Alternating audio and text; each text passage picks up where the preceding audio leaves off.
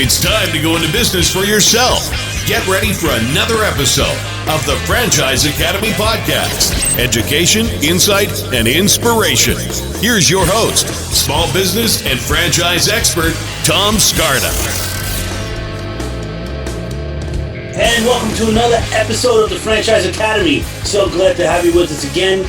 We are approaching 100 episodes. Actually, we're way over 100 if you count the radio show that I used to do. So welcome to the Franchise Academy. This is everything that you ever wanted to know about franchising. So how to start a franchise, how to buy a franchise, how to sell a franchise. Everything that you need to know is on this podcast. Check out our former episodes on the franchiseacademy.com. And there's a lot of information there for you. It's all free. It's all for you. So please check it out. If you don't know me, I am Tom Scarda. I'm a franchise advisor and coach, and I match people with franchise opportunities based on skills, personality, and goals, kind of like the e-harmony of business is what I like to call it, which is kind of how I met these next guys. Just a joke. Harmony. That's somewhat of a joke. So I am excited to have the Olsen brothers here. Jason and Sean started a concept a couple of years ago called Image Studios. It's a salon suite concept, and it is not only a great concept, but now because of COVID-19 and pandemic and all that other stuff, it makes it even better because, well, I'll let them explain it, but it's a bunch of hair studios where one person rents out a studio, a beautician, a hairstylist, could even be like a massage therapist, and you get to run your own little business in this box. And you are in a suite with a bunch of other people, but you have your own space, which you lock, it's secure, and you come and go as you please. It's your business. Your customers come, you do whatever you want to do with that business, as long as it's legal, ethical, and moral, of course, and you grow it. So, hey guys, welcome to the Franchise Academy. Thanks for having us, Tom. This is so cool. Where are you guys based? Salt Lake City, Utah. Salt Lake City, Utah. So the first franchise I owned was founded in Salt Lake City. Maui Wowie Smoothies. Yeah. No kidding. Founded in Salt Lake. Well, ain't that something? I thought I knew everything about you, Tom. Here we are, skeletons in the closet, huh? I got secrets, man. Keep them close. Born and raised in Brooklyn and connections to Utah. Doesn't get crazier than that. Yeah, buddy. So, how did you guys formulate this concept? I mean, prior to this, you were really in the auto business. Is that right? Yeah. So I'll kind of give the rundown on that. To me, it's a cool story because once again, our background is the automotive industry. So we have a couple car dealerships out here in Salt Lake City that are pretty successful. We sell about 230 cars a month. So we're pushing a lot of metal out the door, right? And we were completely content with that model until 2008 hit. Now, we all remember 2008, right, Tom? All too well, my friend. Yeah. No, it's PTSD for everybody that was in business, right? So that was like a punch to the gut. I mean, it took the wind out of every sale we had. Yeah. And being in the car business, let's be honest, that besides being in the real estate business, there was probably nothing worse than the car business. I mean, at least with real estate, it's going to appreciate back up in value eventually, so you could hold on to it. But cars, I mean, it's the worst appreciating asset known to mankind. That's right. So, I mean, the car business was non-existent. I mean, we were literally, and I'm not kidding when I say this, Tom, me and Jason were falling asleep at our desks. And it was so bad for about a 3-month period that we were calling the dealership lines with our cell phones to make sure the phone lines worked. That's how non-existent business was for about 3 months. And so me and Jason at this point in time we're sweating bullets. We're trying to think, okay, how do we diversify? Because all of our eggs are in this one basket. And it's been a great basket, but the problem is, it's a feast or famine business. When times are great, the car business is fantastic. But when times are not great, man, you could lose it all. Yeah. And for us, we weren't okay with that. All right. All the sweat equity you put in, you don't just want to lose it because of a bad economic cycle. So at this point, me and Jason are like, we have to diversify. We don't know what we're going to do yet, but we at that point, we're determined to find something else. And one day, one of our good friends who's a stylist, she walks in the dealership. And she pulls out this bag of cash and plops it down. She's like, I want to buy that Escalade. All right. Now, mind you, we're desperate to sell a vehicle at this point because this is right when everything hit. So we're like, oh, we need to sell a car. But at the same time, it was a friend. And so we're being concerned friends. We say, hey, I don't know if this is the best time for you to be making a big purchase like this, considering what's going on in the economy with the recession. And she looked at us, Tom, like a deer in the headlights. I'm not kidding you. And she was confused. And she's like, recession. I've heard of it, but I don't really know what's going on. And me and Jason were like, what do you mean you don't know what's going on? Like the whole world's falling down around us and you don't know what's going on right now? And so we started talking to her and we asked her, how's business? She said, business has never been better for me. I'm booked 6 to 8 weeks out. And it was at that point that me and Jason, the light bulb went off for both of us. We were all in the office together and we just realized it doesn't matter how bad things get economically. It doesn't matter how bad the economic landscape is or what's going on around us. Everybody still wants to get those services done, right? Yeah. Everybody wants to look good because there's a direct correlation between looking good and feeling good. So at this point, we're like, okay, the beauty industry, how do we get into it? So for about 2 minutes, me and Jason actually thought about going to hair school. And like I said, it lasted about 2 minutes, Tom. I thought Jason went, but yeah. So we were like, yeah, no, scrap that. We're not going to hair school. But we were like, we got to get into this industry because it is, for us, it was the closest thing to recession proof because once again, it really doesn't matter what's going on outside. Man, women, men, especially women though, but everybody wants to look good because there is that direct correlation between looking good and feeling good. So yeah, we started quizzing her on what she was doing, where she was working, and she tells us about where she's working, and she was working at an existing salon suite concept. Uh-huh. So she told us how it worked. And me and Jason were like, this is brilliant. Not only because it was simple, it was literally just a landlord-tenant relationship. You know, you're just renting out individual suites to stylists. But also just because it was involved with the beauty industry. And once again, from what she was saying and from what we gathered from everybody else in the industry, it didn't matter what was going on. People are still getting those services done. Yep. So at this time, me and Jason are like, okay, deal. We got to come see where you work. So she invites us to her place where she's at Salon Suite. And we go there and a couple things happened. Number one, we couldn't believe how busy it was. I mean, every common area in the hallway was filled with people. The seats were taken up. I mean, it was just bustling. But number two, we couldn't believe, we were really disappointed with the execution of the concept. It looked like a stale doctor's office. Mm-hmm. Like I felt like I was about to go get a checkup or something, you know? I mean, it didn't look like a salon, you know? I was waiting to turn my head and cough, you know, but that never happened, right? But anyway, so we're in her salon suite concept. We're in her salon suite, and once again, we're just blown away by how busy it is. But we were so underwhelmed with the execution. So at this point, we made the decision. We said, you know what? We're positive we can execute this and do it a lot better than what's actually being given to the stylist right now. So we took actually about 1.5 years to do as much R&D as possible because, mind you, at this point in time in our business cycle, it's still bad. Business is still not great. And all of our chips are sucked up in this dealership. So before we made this jump, this leap of faith into Salon Suites, we wanted to make sure that we did everything we could to make sure that when we came out and delivered this concept, that we were going to differentiate ourselves from the competition. Because that's the only way, hey, let's be honest, that's the only way you can actually be successful is if you're not another sheep in the herd, right? That's right. So anyway, so at this point we fly everywhere. We look at Sola, Phoenix, My Salon Suite, Salons by JC. We go to the biggest competitors out there because we want to see what they're doing. But we also, for the most part, we wanted to see what weren't they doing. Because once again, we want to make sure we're delivering a concept and a product that they didn't have. Yeah, so we did that for 1.5 years. And a couple of the big things we realized is, number one, aesthetics.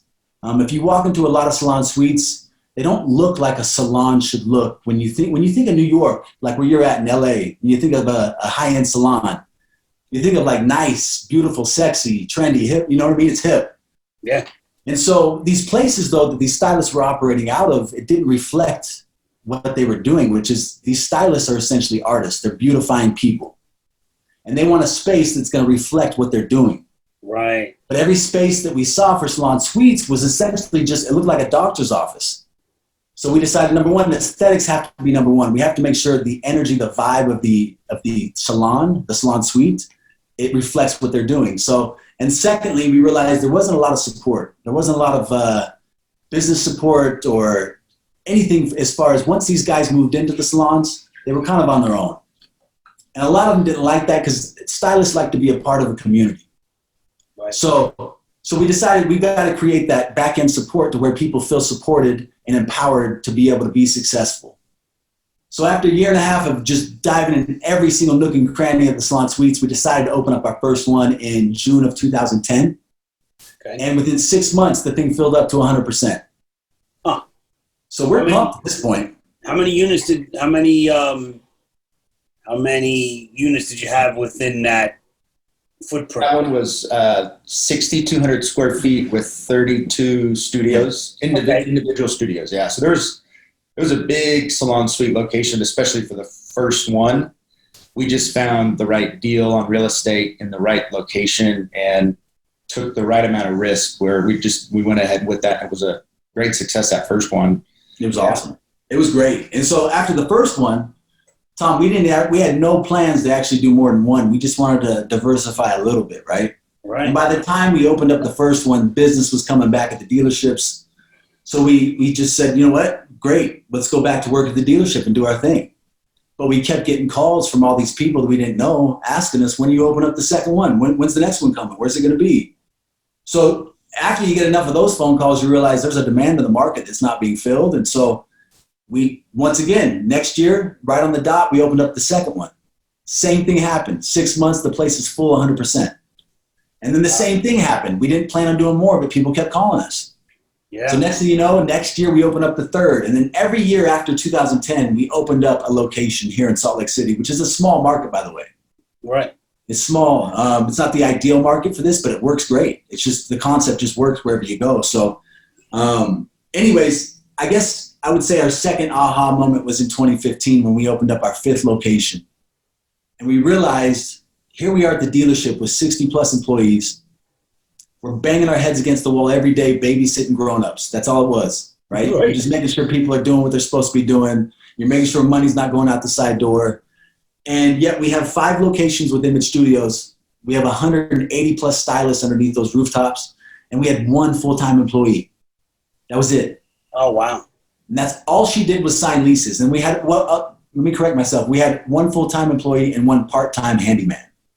Right. So we had a guy that would go around and patch up holes in the wall, paint, whatever, fix leaky faucets, you know it, whatever, handyman stuff. So yeah, you compare that to the dealership where we have 60 employees, and once again, it's like brain damage every day. You know, you're taking years off your life day by day. Right. So we realized at this point, we're like, you know what?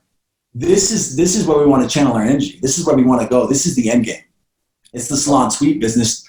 Just not just because the concept's amazing, but also because the industry in itself had already been transitioning to salon suites. Because if you're not familiar with traditional salons, when you work at a traditional salon where you have a chair next to a chair next to a chair, you're actually doing a commission split with the owner. You're doing about a 40% to 60% commission split. So if you bring in $100 of revenue, $40 to $60 of that goes to the owner, and all you get is that 40. So the industry has been shifting over to this concept because it just economically makes sense for these stylists. Because let's be honest, it's not the business that's bringing in the clients, it's the stylist. If you have a stylist you go to and you love, you're not going to leave that person. Wherever they go, you go. That's it. You're right. And, you know, what's interesting, Tom, when you look at like franchising as a whole, so all the concepts under the franchise umbrella, I think you've got to have a few things in place for the business model to franchise well. And that's when we, you know, Sean and I both went through the Goldman Sachs 10,000 Small Business Program back in 2013, actually. Yeah. That was probably and that was right as we're building the third location. And it taught us, are we thinking big enough? And our growth plan was to grow multiple corporate locations, maybe expand into Colorado and Nevada from Utah. But in that program, we were really challenged. Are you thinking big enough? And we weren't. And that's where the seed was planted to start franchising. And so we looked at, you know, what is the success traits that we see in franchising? And regardless of the brand or the concept, I think you got to have your operations distilled down to something simple, stable, and scalable. The 3 S's we call it. And regardless of how complex or semi-absentee a model might be, when ours is a semi-absentee model, we still look at if you can get your concept, your operations down to those three things and do them really well, you really have the opportunity to not only scale the franchise brand, but it also gives franchisees a system to participate, to buy into, and then they can scale up their own personal wealth and empire by continuing to replicate the success that we've seen collectively. And I think that was really where, approaching this with that seed planted on, okay, now how do we streamline this to get the 3 S's down to a science? And I feel like, again, this whole business was started out of fear. Right. Sean and I were scared shitless that we could lose it all one day in the car business. The recession was horrible.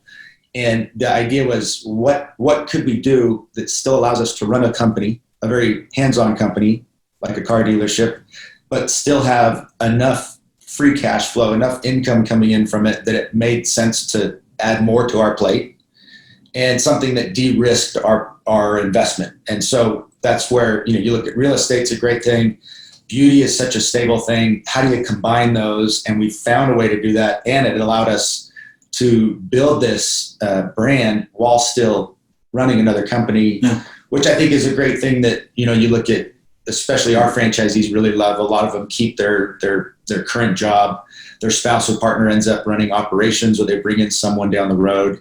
But it's a flexible thing that we built the model around flexibility for our schedules, which is part of why we fell in love with this thing, is realizing how we could scale this and get to where we wanted to go with our growth plan, Absolutely. Absolutely. So in your words, describe the concept. Yeah.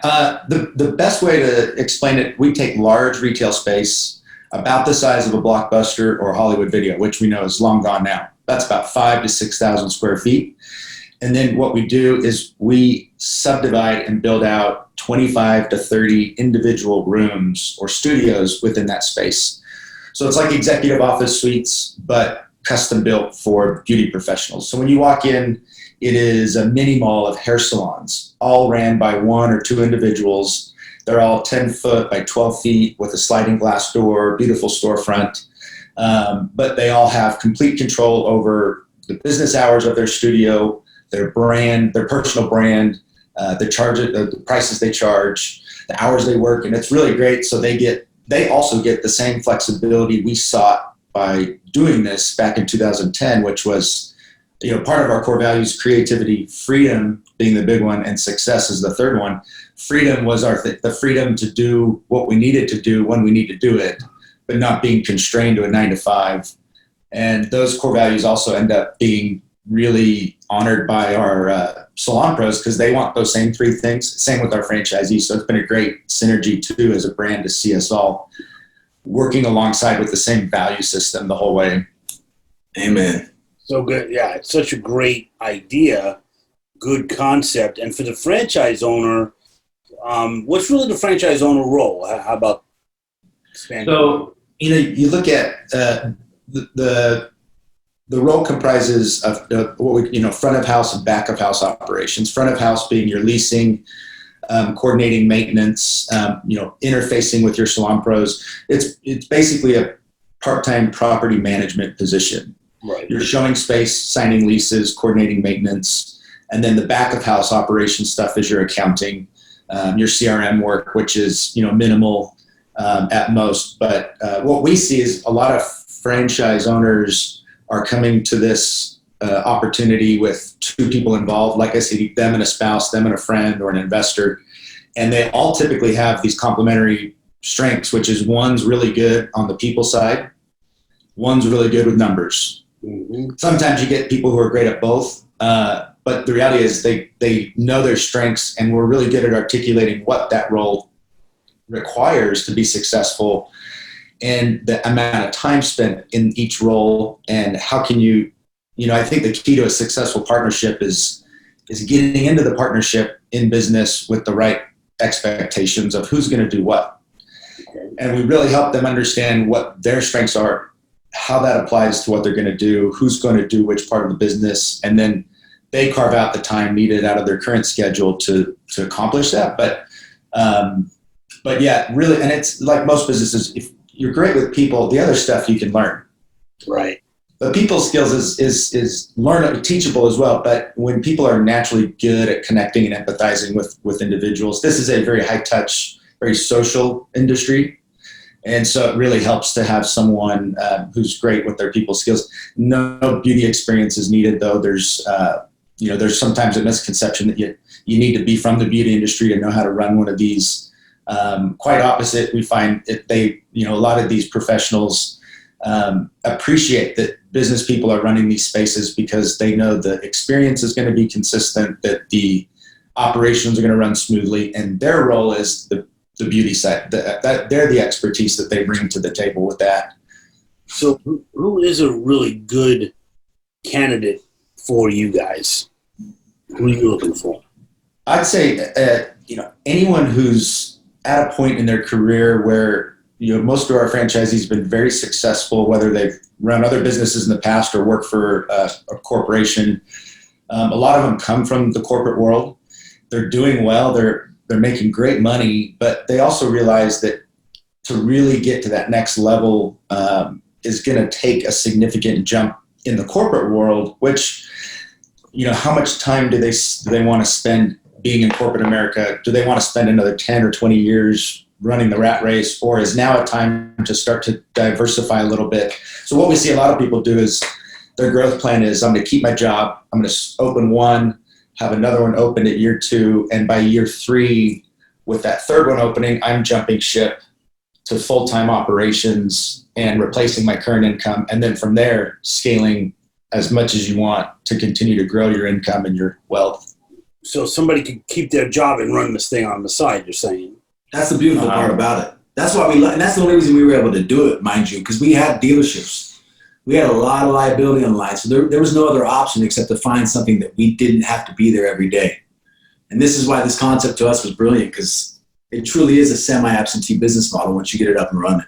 And I'll say one thing, our motive getting into this, like I said, was we're solving a problem. We were scared. We were worried about our risk. On the other side, we needed some stability. But we also were really drawn to this because this is a fun industry. Mm-hmm. The people that are in it are fun. And what's the most rewarding is everyone that's doing business with you, everyone who signs a lease and moves over, these are entrepreneurs, and most of them have never started a business before. And so it's a very exciting environment. It's an environment of salon startups. It's a beauty incubator, really. And you have, being around entrepreneurs is awesome because it's a contagious energy. Just everyone's taking a risk for a hoped or perceived reward.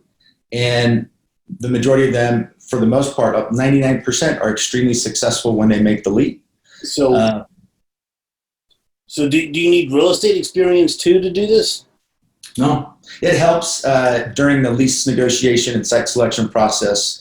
But most of our franchisees don't come to the table with that experience, nor do they need it. Our franchise real estate partner that we work with out of Dallas, they help nationwide with site selection. They do a basically cradle to grave process, holding hands through the entire process of site selection, lease negotiation. So, awesome. The most important part in this business is getting the right lease agreement, because your biggest cost of goods is going to be rent. Cool. You don't want to mess that up. And that's where we take site selection extremely slowly, go very slow through the process to make sure the very best site is being selected so that people establish the lowest cost that they can. What's the 3 most, the most popular markets that you're trying to break into, that you're looking for franchisees for? I hate to limit it to 3. Yeah, this concept works in any mid-level to large urban area. It's a great suburban model. So it works great in the suburbs, the fringe areas of an urban area. Yeah. I would say the biggest opportunity in the United States right now is New Jersey and Pennsylvania. And the reason being, those 2 states have had restrictions on this business model that have been lifted in the last few years. So we have 2 states with millions of people, with hundreds of thousands of stylists and professionals in the beauty industry, and there are hardly any salon suites in those areas. And so we are seeing some enormous interest and growth We've got 10 stores going in Philadelphia right now. Wow. But New Jersey, massive opportunity. Pennsylvania, Pittsburgh, also a massive opportunity, as well as a lot of the southern states, Georgia, Florida, Texas, Carolinas.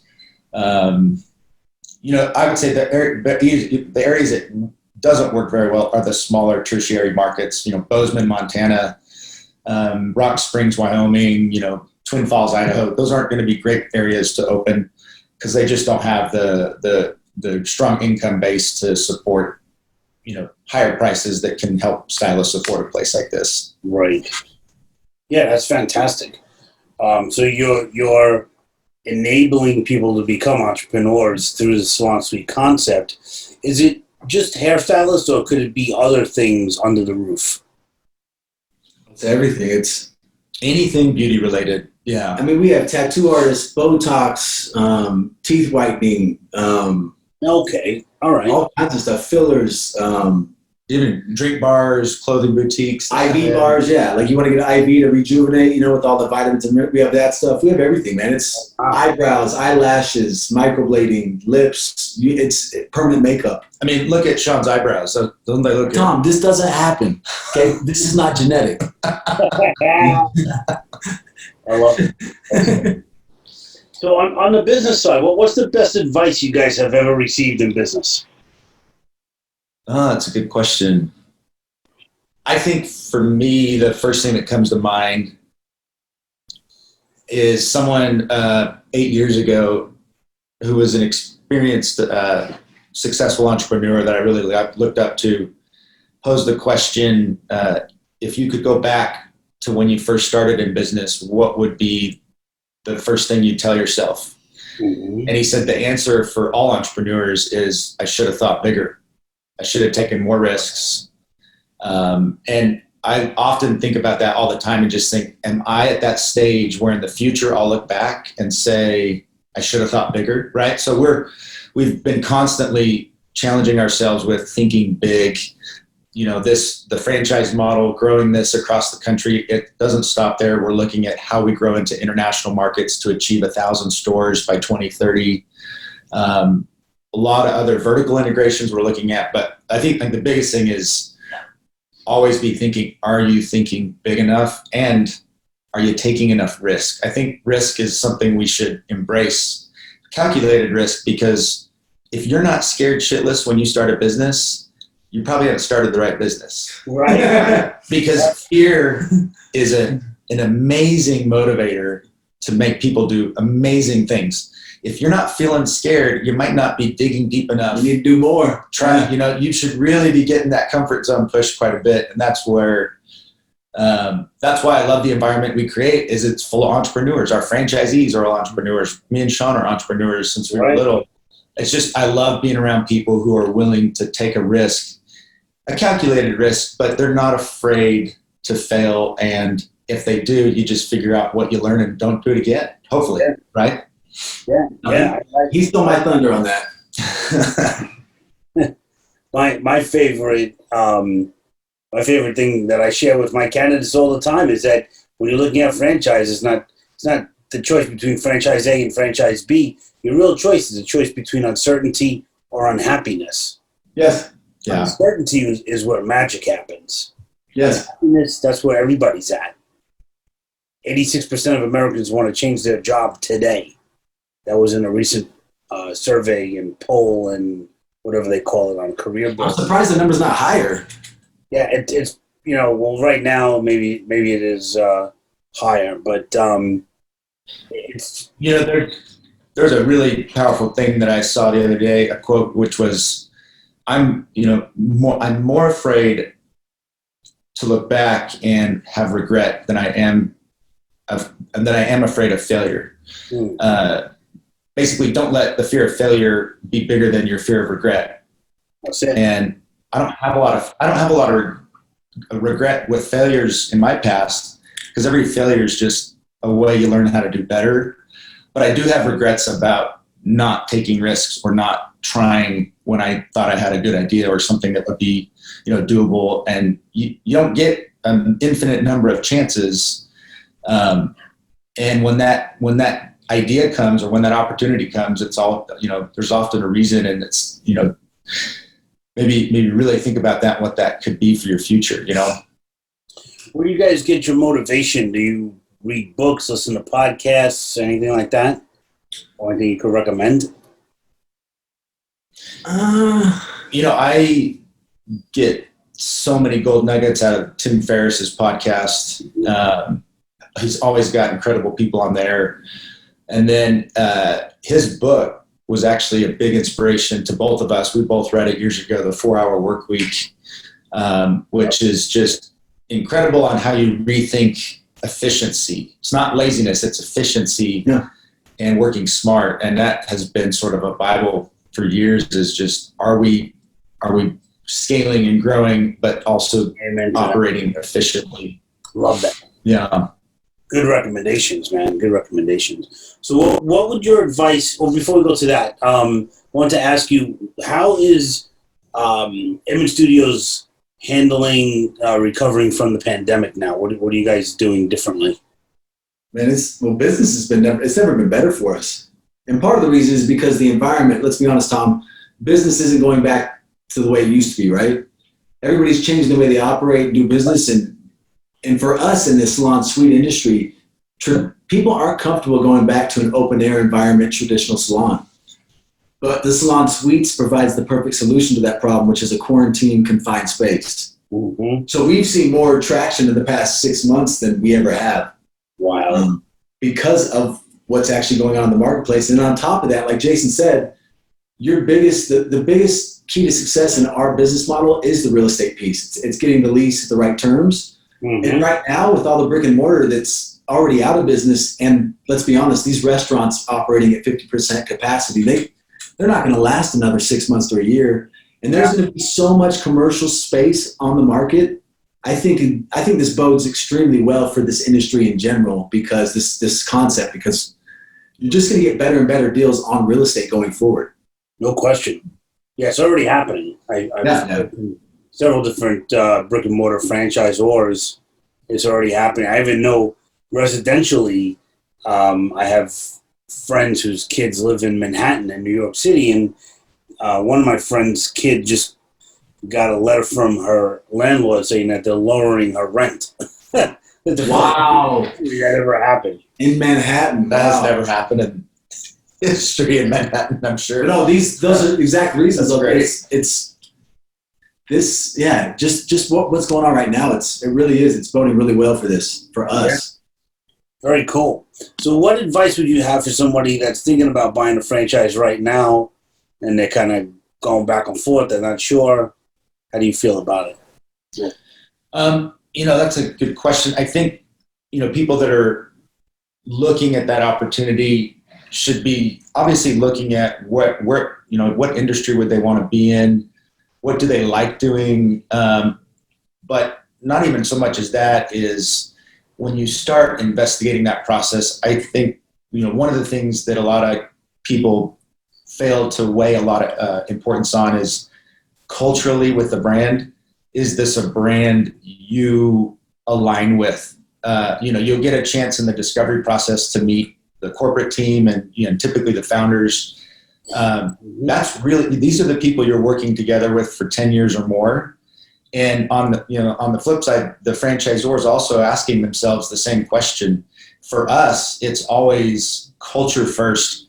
The person may be qualified financially, they may have a great resume, but really what's important for us is I want to work with these people just as much as they want to work with us. And when you find that alignment, that synergy, it's incredible. We've been so lucky to have such incredible franchisees. But I think, man, if we had gotten that selection process wrong when we did this, it'd be a different story. It'd be very difficult because these are people you're with for a long time. Right.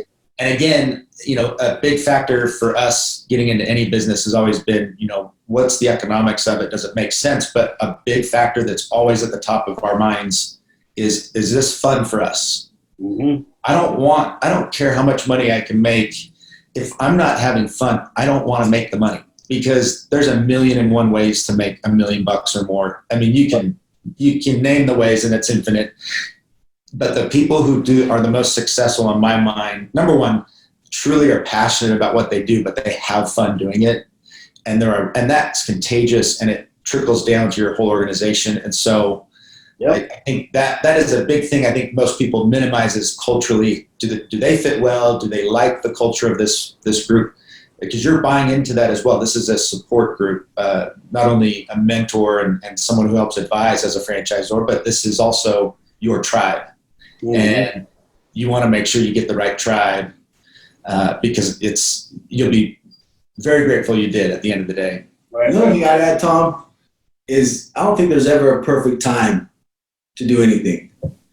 If it's on your mind getting into franchising, if you're thinking about it, it's probably a sure sign that you need to do it. I mean, if we all wait around for the perfect time to get healthy, lose weight, find the perfect partner, we'll be dead, right? And by the time that comes. So I think it's just something you just got to jump. You got to do it. As with anything in life, you just have to do it. Just do it. Amen. Amen. I really appreciate you guys being on the podcast. Well, what's the best way to get in touch with you guys? Yeah, best way, our website, it's imagestudiosfranchise.com. That gives the full rundown of our concept and opportunity, as well as there's a lot of great content on our Instagram page on the corporate side, so you can see a lot of the activity that goes on in these stores. And that the Instagram handle is just Image Studios 360. Nice. But yeah, those are some great places to start to dive in and get more info. Absolutely. This is great. And all that information will be on the franchiseacademy.com website. So check it out there if you're listening or watching. And guys, I thank you for being on, and I wish you all the best. Likewise. Thanks, Tom. Thanks, Tom. Thank you. This has been another episode of the Franchise Academy Podcast. For more info, go to our website, thefranchiseacademypodcast.com. Remember to subscribe to Tom Scarda's YouTube channel for educational videos on franchising, education, insight, and inspiration.